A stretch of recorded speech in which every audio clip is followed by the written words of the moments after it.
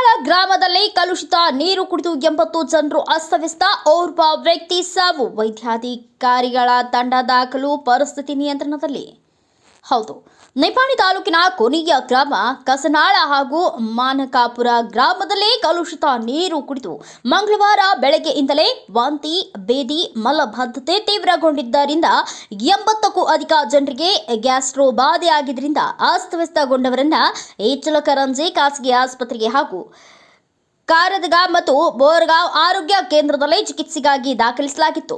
ಮಂಗಳವಾರ ರಾತ್ರಿ ಅಸ್ತವ್ಯಸ್ತಗೊಂಡವರಲ್ಲಿ ಕಸನಾಳ ಗ್ರಾಮದ ಪಾಂಡುರಂಗ ಪಾಟೀಲ್ ವಯಸ್ಸು 52 ಎಂಬುವವರು ಚಿಕಿತ್ಸೆ ಫಲಕಾರಿಯಾಗದೆ ಸಾವನ್ನಪ್ಪಿದ್ದರಿಂದ ಪರಿಸ್ಥಿತಿ ಗಂಭೀರಗೊಂಡು ಮಾನಕಾಪುರ ಹಾಗೂ ಕಸನಾಳ ಗ್ರಾಮದ ಜನರಲ್ಲಿ ಭೀತಿ ಮಡುಗಟ್ಟಿತ್ತು. ಮಂಗಳವಾರ ತಡರಾತ್ರಿ ಚಿಕ್ಕೋಡಿ ವೈದ್ಯಾಧಿಕಾರಿ ಸುಕುಮಾರ ಬಾಗಾಯಿ, ಚಿಕ್ಕೋಡಿ ಉಪವಿಭಾಗಾಧಿಕಾರಿ ಸುರೇಶ್ ಸಂಪಗಾವಿ, ನಿಪ್ಪಾಣಿ ತಹಸೀಲ್ದಾರ್ ಎಂಎನ್ ಬಳಿಗಾರ್ ಗ್ರಾಮಕ್ಕೆ ಭೇಟಿ ನೀಡಿ ಪರಿಶೀಲಿಸಿದ್ರು. ಈ ಸಂದರ್ಭದಲ್ಲಿ ವೈದ್ಯಾಧಿಕಾರಿ ಸುಕುಮಾರ್ ಬಾಗಾಯಿ ಮಾತನಾಡಿ, ಸದ್ಯ ಪರಿಸ್ಥಿತಿ ನಿಯಂತ್ರಣದಲ್ಲಿದ್ದು ಮನೆ ಮನೆಗೆ ಆಶಾ ಅಂಗನವಾಡಿ ಆರೋಗ್ಯ ವಿಭಾಗದ ಸಿಬ್ಬಂದಿ ತೆರಳಿ ಸರ್ವೆ ನಡೆಸುತ್ತಿದ್ದಾರೆ.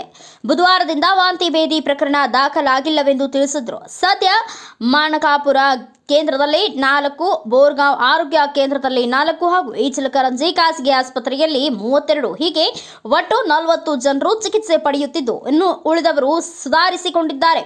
ಪರಿಸ್ಥಿತಿ ನಿಯಂತ್ರಣದಲ್ಲಿದೆ ಎಂದರು. ಈ ಸಂದರ್ಭದಲ್ಲಿ ಮಾನಕಾಪುರ ಗ್ರಾಮ ಪಂಚಾಯಿತಿ ಸದಸ್ಯ ರಾಜು ಕುಂಬಾರ್ ಮಾತನಾಡಿ, ಈ ಹಿಂದೆಯೂ ಕಲುಷಿತ ನೀರು ಕುಡಿದು ಓರ್ವ ವ್ಯಕ್ತಿ ಮೃತಪಟ್ಟಿದ್ದ.